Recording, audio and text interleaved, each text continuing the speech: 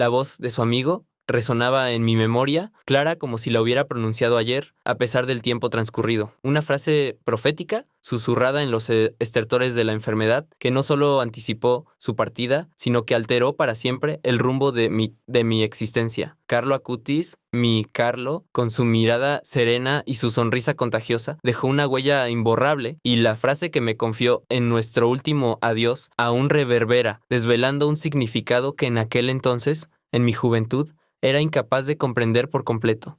Su beatificación no hizo más que confirmar lo que en lo profundo de mi alma ya sabía. Había caminado junto a un santo.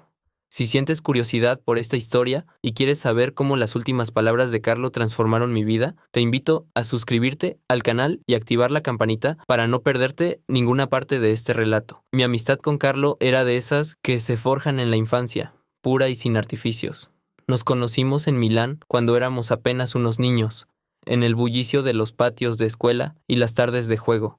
Compartíamos la pasión por los videojuegos, las risas interminables y la fascinación por el campo de fútbol de nuestro barrio, donde soñábamos con ser grandes estrellas. Pero Carlo, desde el principio, fue diferente. No era solo su inteligencia, que a menudo superaba la de los demás, sino una especie de luz interna que lo hacía especial. Mientras nosotros nos preocupábamos por el próximo partido o la última consola, Carlo ya mostraba una fe inquebrantable, una curiosidad por Dios que iba más allá de lo que el de cualquiera de nosotros podía concebir. Nuestra cotidianidad en Italia era sencilla, repleta de la inocencia de la niñez y la efervescencia de la adolescencia. Íbamos juntos a la escuela, compartíamos las meriendas, nos contábamos secretos y nos consolábamos en las pequeñas o grandes frustraciones. Sus padres siempre fueron acogedores, y su casa, un refugio donde la risa y el afecto nunca faltaban. En ese ambiente aparentemente normal, la fe de Carlo florecía con una naturalidad asombrosa. Hablaba de la Eucaristía con el mismo entusiasmo con el que yo hablaba de mi equipo de fútbol. Para él, Jesús no era un personaje de un libro, sino un amigo presente, real, con quien conversaba a diario. Esto, por supuesto, me intrigaba. Aunque yo también iba a misa con mi familia, la devoción de Carlo era de otro nivel. Conforme crecíamos, empecé a notar un cambio, sutil al principio, pero cada vez más evidente. La intensidad de su fe, que antes me parecía una peculiaridad encantadora, comenzó a adquirir una dimensión casi palpable. Carlo se entregaba con una pasión desmedida a todo lo relacionado con Dios. Sus conversaciones pasaron de incluir solo videojuegos a incorporar reflexiones sobre los santos, los milagros y sobre todo la Eucaristía, que él llamaba mi autopista hacia el cielo. Esta creciente preocupación por lo trascendente lo diferenciaba aún más de nuestros compañeros, mientras los demás empezaban a interesarse por cosas más mundanas, por las chicas, la moda o las fiestas. Carlos se sumergía en proyectos de evangelización digital, creando sitios web para catalogar milagros eucarísticos y apariciones marianas. A veces no entendía por qué no simplemente relajarse, disfrutar de la vida como los demás. Veía en él una urgencia, una prisa por cumplir con una misión que yo, en mi ignorancia, no alcanzaba a comprender. Era como si Carlo estuviera en otra longitud de onda, percibiendo algo que nosotros no. Su fe ya no era solo un rasgo de su personalidad, era el motor que impulsaba cada una de sus acciones, cada pensamiento. Y yo, su amigo íntimo, sentía una mezcla de admiración y en ocasiones una ligera inquietud. ¿Qué era lo que impulsaba a Carlo con tanta fuerza? ¿Por qué esta necesidad de ir más allá de lo evidente? Era un torbellino de preguntas que mi joven mente no podía responder. Él, el beato Carlo Acutis, con su vida breve pero intensa, comenzaba a desvelar un camino que pocos se atrevían a recorrer.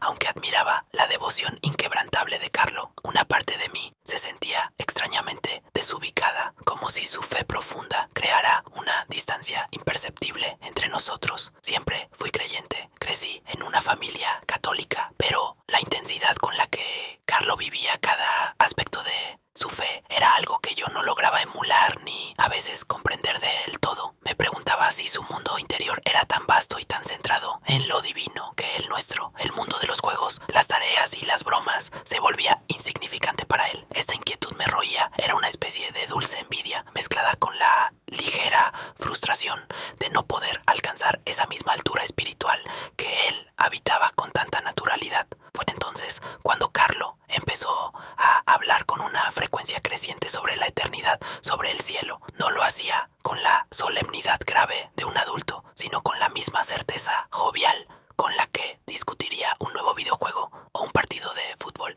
Hablaba de la vida después de la muerte, como si fuera un viaje inminente, un destino tan real y tangible como Milán o Asís.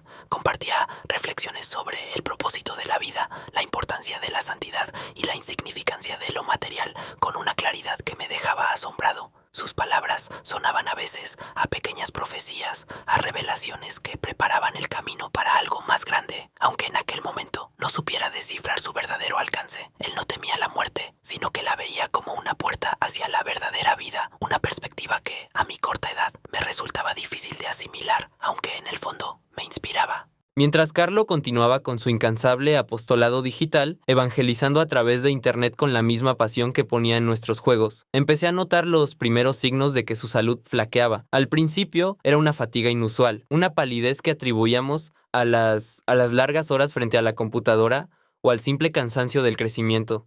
A veces se quejaba de dolores de cabeza o de una debilidad general, síntomas que, con la inocencia de nuestra juventud y la falta de experiencia, subestimábamos. Sus padres, al igual que los míos, inicialmente pensaron que eran los achaques normales de la adolescencia, o quizás el resultado de su intenso ritmo de vida, que no se limitaba a la escuela, sino que incluía su dedicación a la Eucaristía y a ayudar a los más necesitados. Sin embargo, en el fondo, una punzada de preocupación empezó a anidar en mí, una sensación de que algo no estaba bien, aunque trataba de ignorarla. Preocupado por su creciente debilidad, intenté disuadir a Carlo de que se tomara las cosas con más calma. Le decía que descansara más, que no se obsesionara tanto con sus proyectos de evangelización, que una pausa no lo haría menos santo. Mis palabras, cargadas de la ingenuidad y el afecto de un amigo, buscaban protegerlo, alejarlo de esa intensidad que parecía consumirlo. Le sugerí que dejara de lado su computadora por un tiempo, que se concentrara en su salud, que la iglesia siempre estaría ahí para cuando se recuperara. Pero Carlo, con su mirada serena y una sonrisa que desarmaba cualquier argumento, simplemente me agradecía la preocupación y me aseguraba que estaba bien, que el Señor le daría las fuerzas necesarias. A pesar de su debilidad creciente, su determinación era inquebrantable. Cada momento, cada aliento, cada pensamiento, lo veía como una oportunidad para servir a Dios. Su misión no era una opción, sino una vocación ardiente que lo motivaba a seguir adelante, incluso cuando el cuerpo le pedía un respiro. Él entendía en el sacrificio de una manera que nosotros, sus amigos y familia, apenas empezábamos a vislumbrar. Carlo no se permitía el lujo de la autocompasión. Para él, cada dificultad era un paso más cerca de la meta celestial. Su fe no era un refugio pasivo, sino una fuerza motriz, activa, que lo impulsaba a superar cualquier adversidad. Esa convicción lo mantenía erguido, aunque su cuerpo empezara a doblegarse. El destino, ese hilo invisible que teje nuestras vidas, se hizo dolorosamente palpable. La salud de Carlo se deterioró de manera alarmante, y el momento temido llegó. Fue hospitalizado. Recuerdo vívidamente el vacío que dejó su ausencia en el aula, un silencio pesado que nadie se atrevía a romper. La noticia de su ingreso en el Hospital Pediátrico Regina Margherita de Turín nos golpeó con la fuerza de un puñetazo, pero para mí fue como si el aire se hubiera vuelto escaso. Visitaba a Carlo con una frecuencia casi obsesiva, cada trayecto al hospital cargado de una angustia creciente, un miedo insidioso a lo que se avecinaba, aunque me negaba a verbalizarlo. Incluso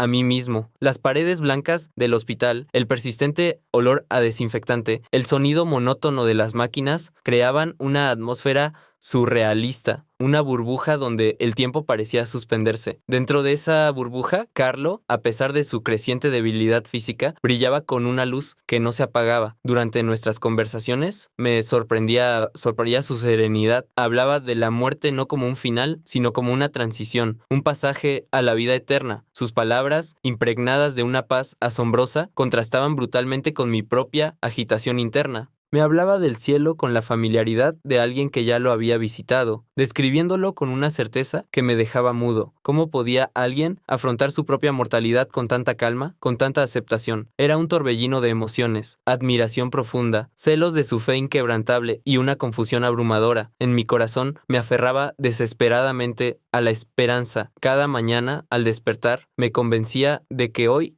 sería el día en que Carlo mostraría una mejoría. en que los médicos nos darían buenas noticias. Ignoraba las miradas graves del personal médico, los susurros preocupados de su familia. No quería, no podía, aceptar un desenlace fatal.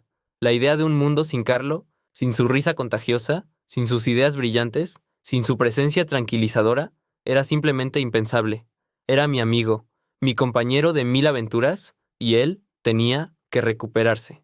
Negaba la evidencia, construyendo castillos de arena contra la marea implacable de la realidad. La fe de Carlo, tan pura y tan potente, era un bálsamo para mi espíritu atribulado, aunque también representaba un desafío personal inmenso. Sus palabras sobre Dios, la Eucaristía, el amor divino, calaban hondo, ofreciéndome consuelo en medio de la tormenta emocional. Sin embargo, al mismo tiempo, confrontaban mi propia falta de entendimiento sobre la trascendencia. Yo creía en Dios, por supuesto, pero mi fe era más una formalidad, una herencia cultural, que una convicción profunda y vivencial como la suya. Carlo vivía su fe en cada respiración, en cada pensamiento, y eso me hacía sentir pequeño, insignificante, frente a la magnitud de su espiritualidad. Me preguntaba si alguna vez podría alcanzar un nivel de conexión tan íntimo con lo divino, si alguna vez podría encontrar la misma paz ante lo desconocido. La enfermedad de Carlo no solo estaba poniendo a prueba su cuerpo, sino que estaba sacudiendo los cimientos de mi propia existencia. Me obligaba a mirar más allá de lo superficial, a cuestionar mis propias creencias, a enfrentar la fragilidad de la vida y la promesa del más allá. Cada visita era una lección, una confrontación con la verdad más profunda del ser humano, una verdad que Carlo parecía haber comprendido mucho antes que yo. La habitación del hospital, ya familiar, se sentía más pequeña aquel día, más cargada de un silencio que apretaba el alma. El sol de la tarde se filtraba débilmente por la ventana, pintando el usualmente aséptico espacio con tonos dorados que no lograban disipar la sombra que se cernía sobre nosotros. Carlo yacía en la cama, su cuerpo frágil, apenas haciendo un bulto bajo las sábanas blancas. Su piel, antes vibrante, ahora mostraba una palidez casi translúcida, y sus ojos, aunque todavía brillantes con esa chispa tan suya, estaban hundidos, reflejando el agotamiento de una lucha librada con una fuerza sobrehumana. Cada respiración parecía un esfuerzo, cada movimiento una proeza. Yo me senté a su lado, sintiendo el nudo en la garganta. La mano que sostenía la suya, fría y débil, temblaba ligeramente. El pulso era apenas perceptible. El monitor a su lado emitía un pitido rítmico que me taladraba los oídos, un recordatorio constante de la delgada línea que nos separaba de lo irreversible. A pesar de su debilidad extrema, Carlos se giró lentamente hacia mí, una leve sonrisa asomando en sus labios resecos. Su voz, un susurro apenas audible, tenía una claridad que desmentía su estado físico. Sus palabras, pronunciadas con una lucidez sorprendente, se grabaron en mi memoria con la fuerza de un oráculo. Amigo mío, comenzó, con una pausa para recuperar el aliento. Sé que esto es difícil de entender, pero mi tiempo aquí está llegando a su fin. He ofrecido mi sufrimiento por el Papa y por la Iglesia y por mi entrada directa al cielo. Mis ojos se llenaron de lágrimas, mi mente se negaba a procesar la magnitud de lo que estaba escuchando. ¿Cómo podía hablar con tanta certeza, con tanta paz, de su propia muerte? Era como si estuviera comentando el pronóstico del tiempo, no su inminente partida. Continuó, su mirada fija en algún punto más allá de las paredes de la habitación. ¿Sabes? Lo único que realmente importa, lo único que llevaremos con nosotros cuando crucemos el umbral, es el amor que hemos dado y recibido. Todo lo demás es transitorio, como las hojas en otoño. Hizo otra pausa, la respiración más entrecortada. No tengas miedo. La muerte no es el final, es solo el comienzo de la verdadera vida. Y no te preocupes por mí. Ya estoy en paz. Siento que Jesús me espera, y la Eucaristía ha sido mi autopista al cielo. La frase resonó en mi pecho como un eco distante. Yo estaba aturdido, incapaz de articular palabra. Mi mente luchaba por comprender lo que significaba autopista al cielo. En ese momento, la tristeza era tan abrumadora que eclipsaba cualquier intento de análisis profundo. Solo sentía el peso de sus palabras, la inminencia de su adiós. Mi reacción fue de incredulidad, mezclada con una profunda punzada de dolor. Aunque había estado preparado para lo peor, escucharle hablar de su muerte con tanta naturalidad era desgarrador. Quería gritarle que no, que se aferrara, que luchara, pero su serenidad era tan absoluta que cualquier protesta se sentía trivial, casi irrespetuosa. Solo pude asentir tratando de absorber cada detalle de ese momento, como si al hacerlo pudiera detener el tiempo, o al menos grabar para siempre su imagen en mi memoria. La magnitud de esas palabras proféticas, su significado profundo, no las comprendería completamente hasta mucho tiempo después, cuando el eco de su vida comenzara a resonar en el mundo.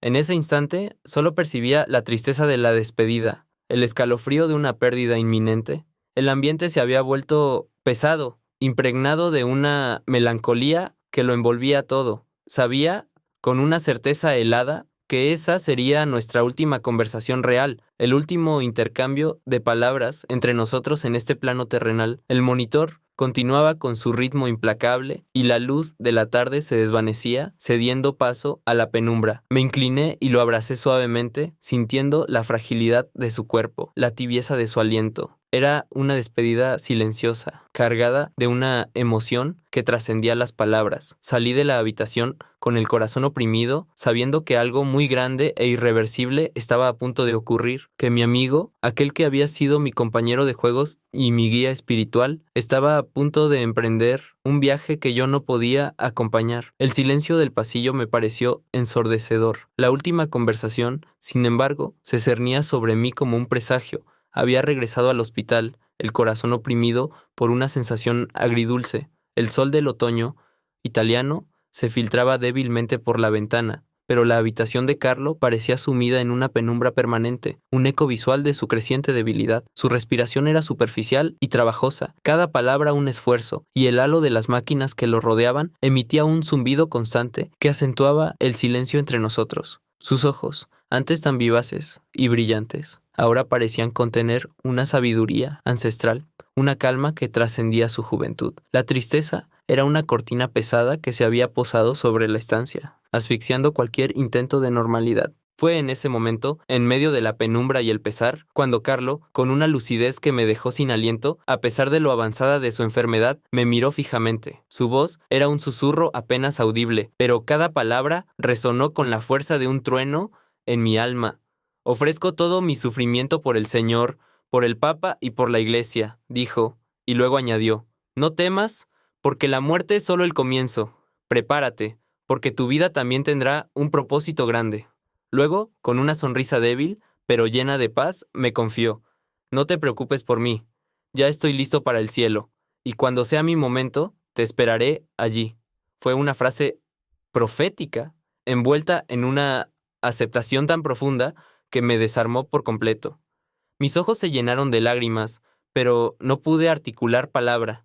Su claridad mental en ese instante me impactó de una manera que aún hoy no puedo describir completamente.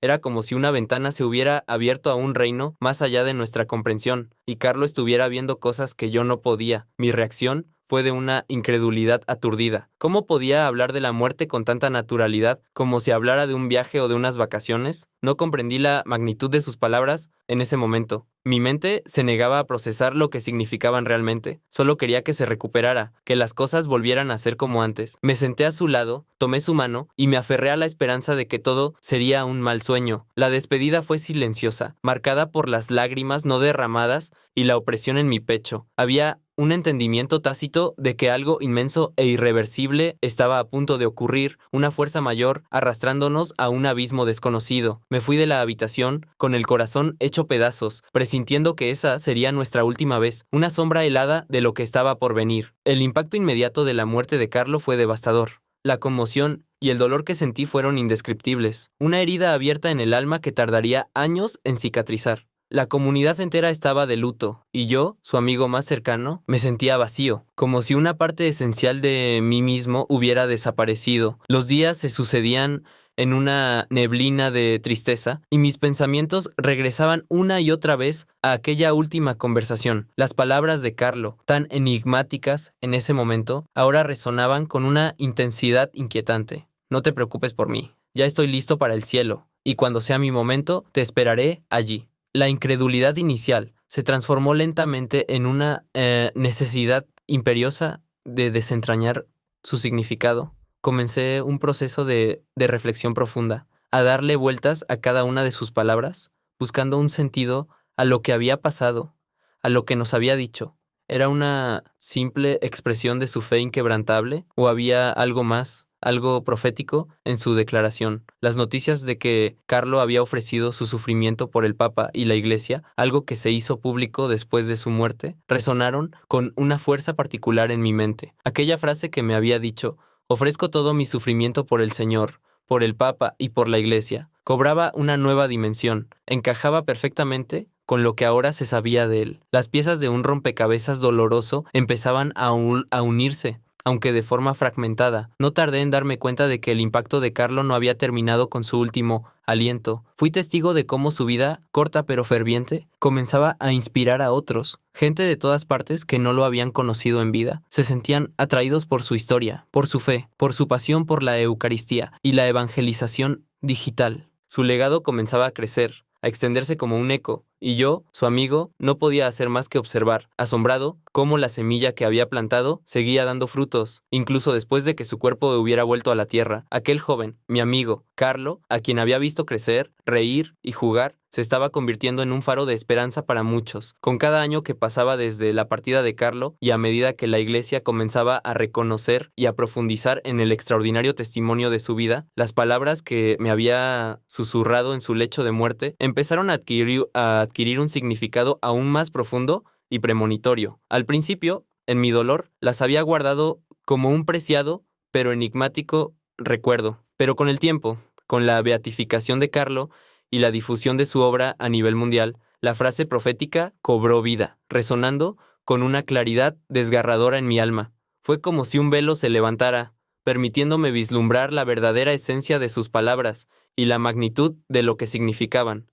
No era solo un aviso de su partida, sino una revelación de su propósito, de la obra que Dios había planeado para él y que él había abrazado con total abandono. El legado de Carlo Acutis, el ciberapóstol de la Eucaristía, se extendía por el mundo de una manera que él mismo, en su humilde sencillez, probablemente nunca imaginó. Su evangelización digital, el sitio web que creó para documentar milagros eucarísticos, su pasión por la tecnología al servicio de la fe, todo ello era una prueba palpable de cómo un joven podía transformar el mundo desde su habitación. Yo fui testigo de su dedicación, de las horas que pasaba frente a la computadora, no por ocio, sino por una misión. Ver cómo ese trabajo, que una vez compartimos en nuestras conversaciones cotidianas, se convertía en un faro para millones, me llenaba de un orgullo inmenso y una profunda gratitud. Él había utilizado las herramientas de su tiempo para difundir un mensaje atemporal, demostrando que la fe podía ser vibrante y relevante en la era digital. Cada nuevo testimonio de alguien cuya vida había sido tocada por Carlo reafirmaba la veracidad de aquellas últimas palabras. La experiencia de Carlo y, sobre todo, aquellas palabras finales desencadenaron una profunda transformación personal en mi vida. Mi fe, que antes era superficial y más por costumbre, comenzó a crecer y a madurar. Su ejemplo me empujó a cuestionar mis propias prioridades, a buscar un propósito más allá de lo mundano, a entender que la vida era mucho más que la suma de nuestras experiencias terrenales. Comprendí que la santidad no era algo reservado para unos pocos elegidos, sino una vocación universal, accesible incluso a través de los gestos más pequeños y cotidianos. Carlo me enseñó que la verdadera riqueza no se mide en bienes materiales, sino en la entrega a los demás y en la búsqueda de lo divino. Su vida fue un sermón silencioso, pero estruendoso, que me hizo reexaminar todo lo que creía saber sobre la vida, la muerte y el más allá. Su partida no fue un final, sino un nuevo comienzo para mí, una invitación a vivir con mayor intencionalidad y con una fe más auténtica. Mi amistad con Carlo, que alguna vez consideré una simple bendición de la infancia, ahora la veía como un regalo divino, un privilegio inmerecido. Fui su amigo, testigo de su santidad en ciernes, de su alegría contagiosa, de su capacidad de amar sin límites. Atesoraba cada recuerdo, cada conversación, cada momento compartido. Entendía que la profundidad de nuestra conexión no radicaba solo en los juegos o las risas, sino en la forma en que su espíritu había influido en el mío, sembrando semillas de fe y esperanza que germinarían años más tarde. Esa amistad, que había sido tan natural y espontánea, se había convertido en un pilar fundamental de mi existencia, una guía silenciosa que me recordaba la belleza de la sencillez y el poder de la fe vivida con autenticidad. Ahora, sentía la responsabilidad ineludible de compartir la historia de Carlo, de ser una voz más que diera testimonio de su luz. No era solo una obligación, sino un profundo deseo de honrar su memoria y de participar en la continuación de su misión. Quería que otros supieran sobre el amigo que tuve, el joven que, a pesar de su corta vida, dejó una huella imborrable, no solo en mí, sino en el mundo entero. Sus palabras, aquellas que me confió en su despedida, no eran solo para mí. Eran un mensaje para todos, un recordatorio de que la vida tiene un propósito más elevado, que la fe es una aventura que vale la pena vivir y que la eternidad nos espera. La historia de Carlo no podía quedarse solo en mi corazón, tenía que ser compartida para que su luz siguiera brillando y transformando vidas. Finalmente, después de años de profunda reflexión y de ser testigo de cómo la iglesia reconocía la santidad de mi amigo, la frase profética de Carlo resonó en lo más hondo de mi ser con una claridad abrumadora. Ofrezco todo mi sufrimiento por el Señor, por el Papa y por la iglesia.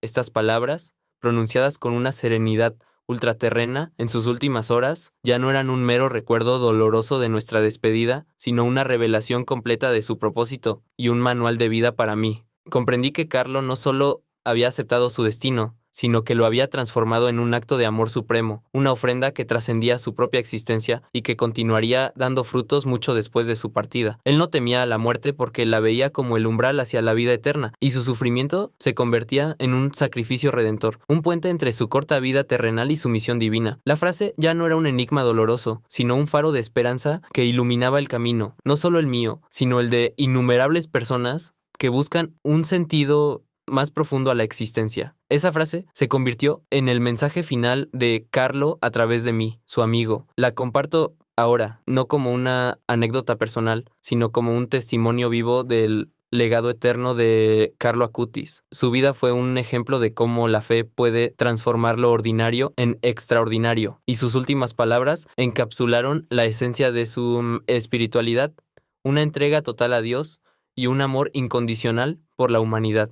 Su disposición a ofrecer su sufrimiento por causas tan grandes como la Iglesia y el Papa demostraba una madurez espiritual que desmentía su juventud. Él no buscaba la gloria terrenal, sino la gloria de Dios, y al hacerlo, paradójicamente, alcanzó una gloria que lo trascendió y lo convirtió en un beato, en un modelo para los jóvenes y para todo creyente en la era digital. Cada vez que pronuncio esas palabras, siento la presencia de Carlo, recordándome que la vida, con sus alegrías y sus penas, es una oportunidad constante para amar y para servir. Con el corazón lleno de una emoción desbordante, solo puedo expresar mi inmensa gratitud por haber conocido a Carlo. Él no fue solo un amigo de la infancia, sino un maestro silencioso, un profeta de nuestro tiempo. Su vida, tan breve pero tan plena de significado, ha sido el impacto transformador más grande que he experimentado. Su autenticidad, su alegría, su pasión por la Eucaristía y su incansable evangelización digital son un constante recordatorio de cómo la fe puede ser vivida con un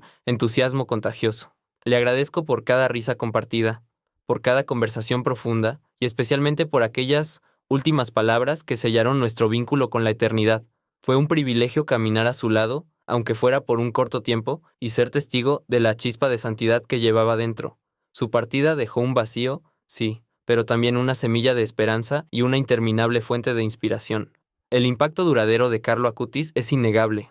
La beatificación de Carlo no fue solo un reconocimiento de la Iglesia, sino una validación celestial de la santidad de su vida y la veracidad de su mensaje.